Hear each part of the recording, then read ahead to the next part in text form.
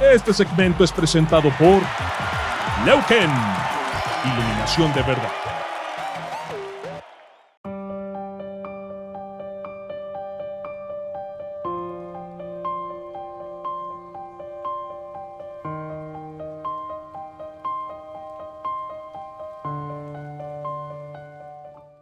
Bien dicen por allí que a toda capillita le llega su fiestecita. Y esta vez ese dicho se vio retratado en el fútbol mexicano. Era el minuto 80 de la gran final regia entre Tigres y Monterrey, por allá del 2017. Cuando una falta dentro del área y con el marcador 2-1 en contra, los Rayados hacían hervir a su afición. El estadio estaba totalmente volcado, casi en erupción, y el júbilo de los espectadores estaba efervescente en todos los sentidos. Durante más de un minuto, tipos como Funes Mori rondaban el manchón penal, pese a las marrullerías de Nahuel Guzmán, quien ya había ganado más de un minuto de tiempo para bajarle las revoluciones al ímpetu albiazul. El marcador global era de 3-2 a favor de los Tigres, y el equipo de Antonio Mohamed tenía todo para empatar el marcador de vuelta y el global. Solo bastaba tirar bien el penal y ya. Sin embargo, desde la banca mandó decirle a Funes Mori que se retirara y dejara que su campeón goleador de ese torneo con 11 tantos empatado con Mauro Boselli, Avilés Hurtado, quien no había fallado ningún penal de los 2 que había cobrado en ese torneo, lo cobrara. Hurtado, quien tenía la sangre caliente, se preparaba, tomaba la pelota y la ponía en el manchón penal mientras Nahuel, fiel a su estilo, lo había ido a provocar diciéndole las típicas frases intimidantes para ponerlo nervioso. Además de otros jugadores de Tigres que llegaron a ponerlo más titubeante cuando este se había preparado para tirarlo. Era ya el minuto 82:40 cuando el colombiano tomó vuelo y de pierna derecha metió su disparo que iba colocado al ángulo izquierdo de Nahuel, quien se quedó parado, pero el tiro se fue muy desviado de su objetivo, saliendo con mucha violencia por encima de ese vértice izquierdo de la meta felina. Ante eso, la afición en el nuevo Estadio Regio no lo podía creer. No entendía cómo su goleador fallaba en el momento más importante. Y hacían rabietas en la tribuna, tiraban la cerveza, se volvían locos conforme pasaba el tiempo. Mientras el delantero no sabía dónde meter la cabeza. Esos minutos fueron agónicos y ahí empezaría el terror mental de un jugador que de alguna manera al paso del tiempo se contradijo, pagando con una moneda más pesada a la afición de los Rayados, quienes lo vapulearon en redes sociales y televisión en todo el tiempo que estuvo en Regiolandia. Porque dicho por el delantero sudamericano, la gente nunca lo topó en la calle para recriminarle, supuestamente. Sin embargo, el tiempo pasa y quizá algunos astros se alinearon para que este jugador tuviera su revancha, a la cual llegó, jugando para el Pachuca, donde como si fuera algún tipo de venganza para algunos, a este le tocó terminar una obra que estaba consumada desde el juego de ida, metiendo el último gol desde los 11 pasos en el estadio. Recinto donde terminó abucheado por años tras haber fallado ese penal en aquella final regia. Sin embargo, esta vez la gente no aguantó, hizo el berrinche de su vida inundada en una locura descomunal, incluso tratando de invadir la cancha, siendo hazmerreír de muchos. Avilés terminó dándoles una lección inevitable a una acción grotesca que muchos quieren normalizar. Prepárate, porque este video pondrá el dedo en la llaga de quienes también se sentían imbatibles, sobre una historia de amor, odio y tormento, donde una afición que clamó mucho a su jugador en algún momento, después de atormentarlo mentalmente, la vida le dio una oportunidad para regresarle sus abucheos con un penal, y así evidenciar el odio que estos le tenían durante su estadía en Monterrey, mismos que se sentían ganadores, invencibles y que vociferaron que su equipo sería campeón sin haber jugado, minimizando a un rival que los terminó aplastando.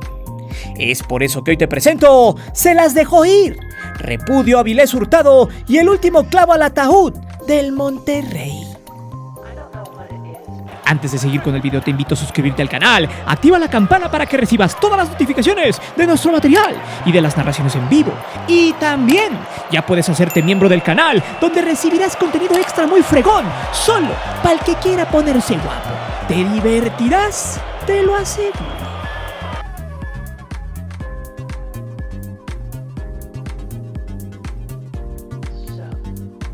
Desde que falló ese penal del 2017, Hurtado tuvo que vivir un infierno mental. Pues a pesar de que tenía en su bolsillo en sus últimos 2 años 3.6 millones de dólares, como dicen por ahí, dinero mata frustraciones, pero en este caso tal vez el dinero no lo era todo. Para empezar, el delantero colombiano costó la módica cantidad de 7.13 millones de euros, que para Grupo FEMSA es como si le quitaran una pluma a un pollo. Aún así, su traspaso fue uno de los más caros y su salario también fue uno de los más elevados en esos casi 4 años con la pandilla. Quizá por eso se esperaba mucho de él en aquellas tierras donde la euforia sobrepasa la realidad y donde muchos, y no generalizo, solo viven del fútbol y ya, sin saber que solo es un espectáculo, un pasatiempo. Aún así, Avilés, tan solo en sus últimos 2 años, si vemos los números en las temporadas 2019-2020, su rendimiento es paupérrimo, malo, pues tan solo jugó 10 partidos de liga, 2 de copa, consiguiendo así un gol y una asistencia. Recordemos que en ese clausura 2020, Rayados venía de ser campeón, pero Avilés ya no figuraba. Además, fue uno de sus peores torneos en años, quedando colero general, sin ganar un solo juego, recordando que ese torneo, para su suerte, terminó por suspenderse. Para el año futbolístico 2020-2021 y su último con los Rayados, el colombiano disputó 24 partidos, anotó 2 goles y solo asistió 4 veces, siendo cada vez más peores sus números, intermitentes, falto de idea y de contundencia. Hurtado no había sido ni la sombra de esa apertura 2017, donde había condenado su carrera en Regiolandia con ese penal fallado en la final. A eso, muchos aficionados en las redes sociales lo vapulearon y claro, tenían mucha razón entre comillas. Su cosecha goleadora era casi nula, su protagonismo era intrascendente y además fue relegado a la banca por falta de calidad en la cancha. Avilés, sí, cobraba mucho, era millonario, pero por dentro era un futbolista sin idea, vacío, sin magia y sin gol. Por eso, cada fin de semana la gente lo castigó, lo destrozaba. El jugador nunca pudo levantarse, pero ojo, no defendemos para nada al futbolista, pero hay que retratar la situación que mentalmente vivió. De hecho, en una entrevista en 2018 que le hizo el equipo Monterrey, Avilés dijo textual lo siguiente: la verdad, fue algo muy difícil. Ese momento nadie quiere fallar, y más en una final por todo lo que representaba. Me pegó durísimo y hasta ahora me sigue pegando. Es algo que queda marcado, pero si te quedas ahí en eso que pasó y no tratas de seguir adelante, de levantar la cabeza en ese momento, me siento muy fuerte anímicamente. Voy a salir adelante. Sus palabras fueron más que sinceras, pues el tipo buscaba redención. Además, en esos entonces tenía que dar una línea de paz, dar a entender que se sobrepondría en lo mental y que además nadie le había increpado en la calle para recriminarle, como para que se viviera un ambiente armónico entre afición y jugador. Complementó lo siguiente: en ningún momento la gente que me ha encontrado en la calle me ha recriminado algo. Siempre que me he encontrado a gente del Monterrey, me han hecho saber lo importante que he sido para el club en poco tiempo. Y eso me llena de valor. Cuando salgo al terreno de juego me siento tranquilo porque lo dejé todo. Eso me da una satisfacción enorme. Sin embargo, Hurtado nunca pudo cuajar. Su fútbol fue blasfemo. Un tipo que ni cambiándolo de posición en los extremos funcionó. Nunca volvió a ser ese jugador del 2017 que fue campeón goleador. En cada juego donde entraba, los abucheos fueron siempre al unísono. Incluso volvió a repetir la dosis de penales fallados contra Xolos de Tijuana. La gente se desesperó y lo terminó por aborrecer, incluso hasta de más. Sin embargo, Avilés odiaba de cierta manera a la afición, tanto que al final, tras ese penal convertido en su estadio y en esa celebración, sacó todo lo que tenía guardado. Quizá en esta ocasión, Hurtado, sin línea, no fue hipócrita. Lo interesante de todo es cómo hasta la esposa del jugador tuvo que intervenir por él en sus redes sociales, la cual también se llevó dimes y diretes de todo tipo. Ella puso: si pueden reventarlo ustedes, pero él no puede hacer un gol, váyanse a la miércoles. Todo eso debido a que los aficionados rayados, no todos, aclaro, empezaron con comentarios nefastos con respecto a su tez, diciéndole de todo, come bananas y esas cosas que son tan cantadas en un tipo de masas ardidas. No obstante, su esposa dejó otros 2 comentarios más que hirieron el orgullo de los apestados. Uno fue el siguiente: por este y muchos más fue la celebración de anoche. Ya quisieran tener una como esta encima de tus blanquillos. Vaya a darle mucho amor, amigos. Y luego remató: y para tus ex compañeros que te gritaban que te dieron de comer, sí, papitos, nos dieron de comer en el pasado, ahora nos da de comer papachuca. Esto es fútbol, señores. Nos toca vivir el momento, ganes o pierdas, es un volado. La esposa de Avilés evidenció lo que por años se sabía: desfogar el acoso de esa afición sobre su esposo. Sin embargo, hay para quienes sus acciones están más fuera de lugar que los escupitajos, el bullying y los golpes de una afición que se frustró por una derrota en su propia casa. Si nos limitamos simplemente a los hechos y quitamos la historia y el contexto que existe entre Avilés Hurtado y la afición rayada, se puede observar que en la repetición de la pena máxima aparece un jugador cobrándola de forma magistral, festejando como cualquier otro lo haría, gritando el gol y abrazando a sus compañeros. Mientras tanto, la afición regia estaba encolerizada, histérica, ofendida y completamente fuera de sí. Decenas de aficionados aventaron el vaso de su bebida y quién sabe si no traía otro líquido más apestoso y amarillento lleno de urea. Obviamente, estos no aguantaron la factura que les pasó el karma.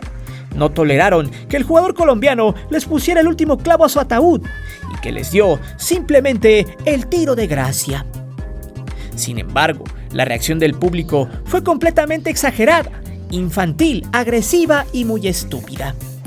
De entrada, se tiene que sostener que su equipo ya estaba más que eliminado, pues el Monterrey nunca tuvo los argumentos contra los planteamientos de Almada, además del gran partido que dieron los jugadores tuzos en 180 minutos. Y probablemente acá se encuentra la explicación a esta situación. El problema está en que la gente en el estadio y todos los seguidores rayados estaban convencidos de que su equipo daría la voltereta, que podrían remontar y que no sonaba nada descabellado meter un gol cada 30 minutos sin recibir uno en contra. Pero las cosas no fueron así, y en lugar de culpar a su equipo por una paupérrima exhibición, en lugar de reclamarle a Funes Mori por fallar aquel penal y ser inexistente, y a Berterame por su ausencia en todas las jugadas que su equipo generó y que no supieron qué hacer con ellas, o en manifestarse contra el Rey Midas por un pésimo planteamiento en la ida, pues la afición se le hizo más fácil desahogar su frustración, su impotencia, coraje y la eliminación de su equipo contra un tipo que simplemente cobró un penal, metió gol, festejó con un grito y un par de ademanes, y cuando le llovieron los vasos, simplemente se puso a bailar. Si lo vemos fríamente, como cualquier otro jugador feliz por avanzar a la gran final, este festejó. Es en este punto donde vale la pena analizar qué es lo que está pasando en una sociedad a la que le gusta hacer, pero no le gusta que le hagan. Ya vimos el caso del esquizofrénico Emilio Lara, que atacaron y agredieron hasta el cansancio a la familia del jugador colombiano por un error futbolístico, pero se indignaron por su festejo y su bailecito.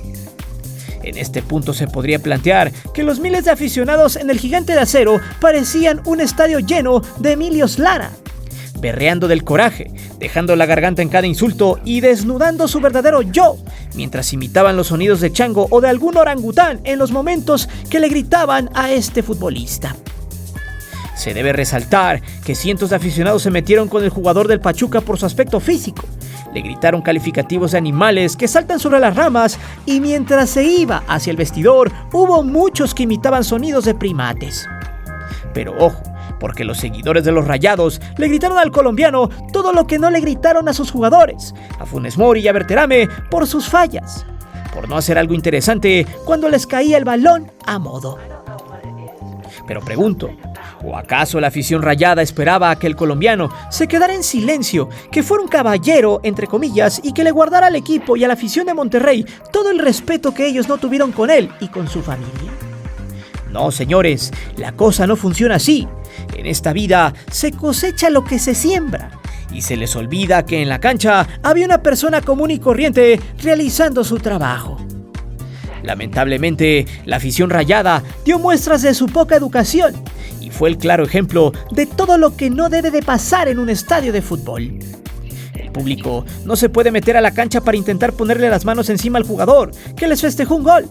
Los seguidores de los Rayados no pueden ni deben aventarle nada a ningún futbolista que simplemente está haciendo su chamba. Los aficionados del Monterrey han dado una muestra de la falta de autocontrol que tiene una muchedumbre enardecida. Pero ojo, porque en Indonesia y en Argentina ya se dieron dos situaciones lamentables, donde incluso hubo saldo rojo y todo por una pasión mal encausada, por la ira colectiva que no entiende que el fútbol es un deporte, que la afición se puede apasionar, pero que la pasión termina cuando se hace daño, cuando se golpea al desconocido por vestir otros colores y donde se intenta ingresar al campo para tundir a un profesional que hizo bien su chamba y lo festejó delante de la afición que lo maltrató. Eso, señoras y señores, ya no es afición. Eso es enfermedad y está muy lejos de llamarse pasión y está muy cerca de la obsesión y de la enfermedad mental que hizo, una vez más, acto de presencia.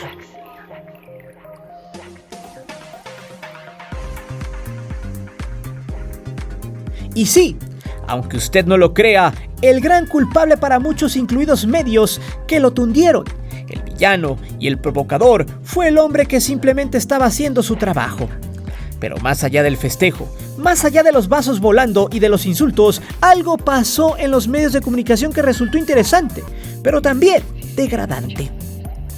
Resulta que en el desarrollo de la transmisión de Fox, el ya tan desgastado Orbañanos se comió muchos segundos hablando del gol, de que el partido ya estaba cocinado y que Pachuca ya se había metido a la gran final, sin tomar en cuenta que durante más de medio minuto hubo varias agresiones en la cancha.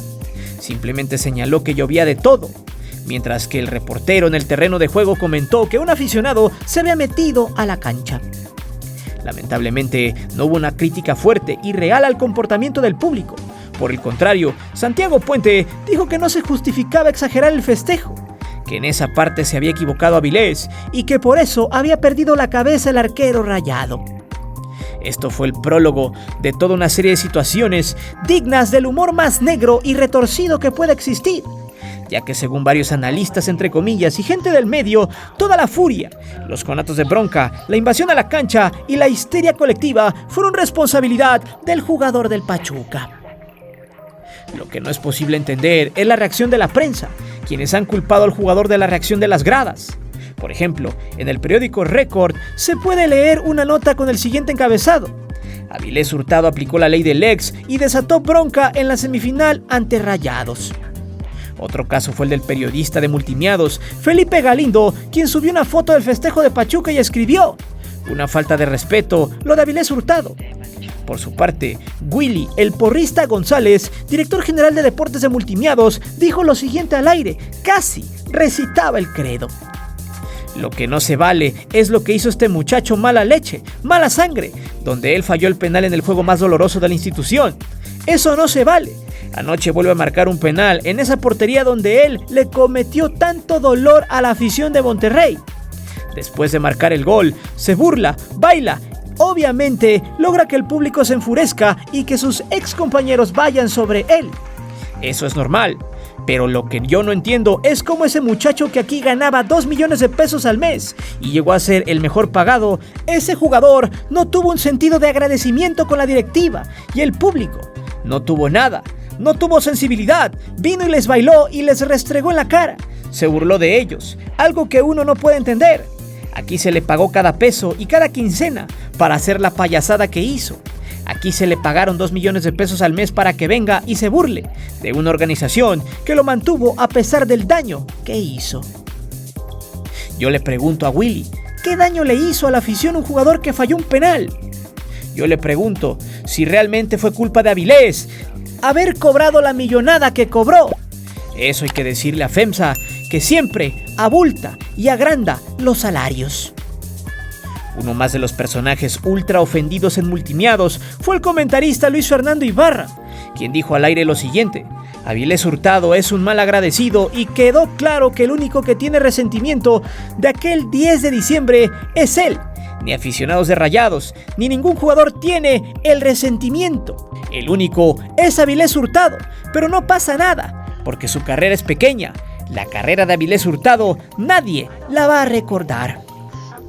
Por su parte, el politiquillo Agustín Basabe publicó en su cuenta: Avilés Hurtado se achicó en los momentos grandes cuando jugó con Monterrey.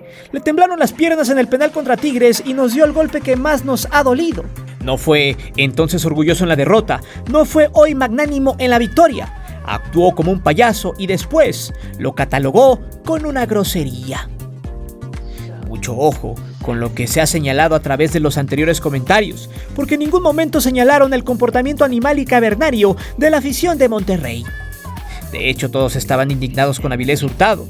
Todos parecían porristas despechados y ninguno se dio cuenta que mientras sacaban su frustración, estaban normalizando y siendo parte de un discurso de odio muy negativo que está presente en la sociedad. Y no es que nos unamos al pensamiento de los correctitos, ni que se comparta el punto de vista de la generación de cristal. Simplemente se tiene que ser objetivo, decir lo que estuvo bien y lo que estuvo mal. En este sentido, se tiene que reconocer que un futbolista es libre de festejar cuando le salen bien las cosas en su chamba. Y si el futbolista lo desea y le nace, puede festejar, puede gritar un gol, bailar, quitarse la playera aunque se gane una tarjeta amarilla. Todo lo anterior está bien, es parte del fútbol y del calor del juego. Pero no es normal liberar tanto odio, tanta frustración justificada por pasión y sacar el instinto más primitivo y cavernícola mientras la transmisión oficial se enfocó más en el jugador que gritó su gol que en la afición enardecida y violenta. Pues hubiera o no festejado a Avilés, la gente se lo iba a comer, pues siempre lo odió.